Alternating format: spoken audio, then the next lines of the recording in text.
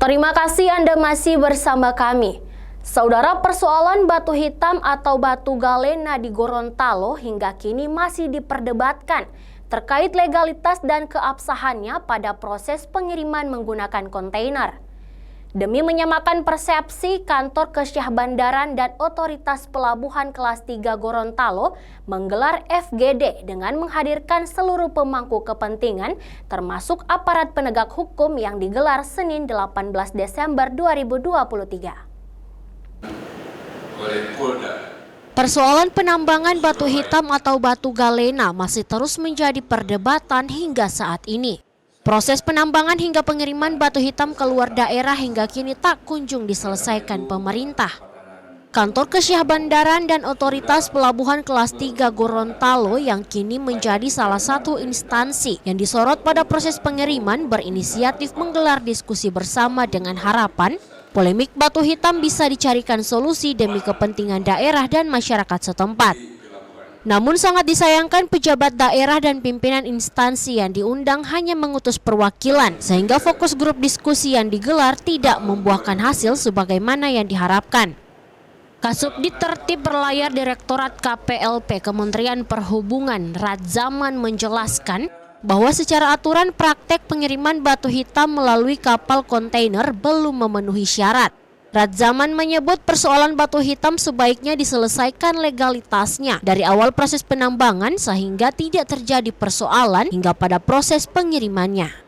Kalau kita lihat dari FGD ini Pak, kita itu ada di hilirnya saja, tetapi di hulunya belum diselesaikan, artinya mulai dari perizinan, legalitas dari perusahaannya atau penambangnya itu masih belum jelas. Nah, dari pengiriman melalui kapal ini sesuai dengan ketentuan yang ada di Peraturan Menteri Nomor 16 Tahun 2021 tentang barang berbahaya, itu harus terlihat siapa pengirimnya dan kemudian apa itu barang yang dikirim. Artinya harus jelas dan harus ada dari laboratorium yang sudah ditunjuk oleh Direktorat Jenderal Perhubungan Laut. Baru situ kita ketahui bahwa dia masuk di dalam barang berbahaya kelas berapa. Nah, kelas-kelasnya ini akan terlihat dampak yang bisa disampaikan kepada masyarakat. Apakah itu dapat beracun, apakah itu dapat berbahaya kepada pernapasan atau sistem tubuh. Nah, ini juga bisa ledakan atau kebakaran.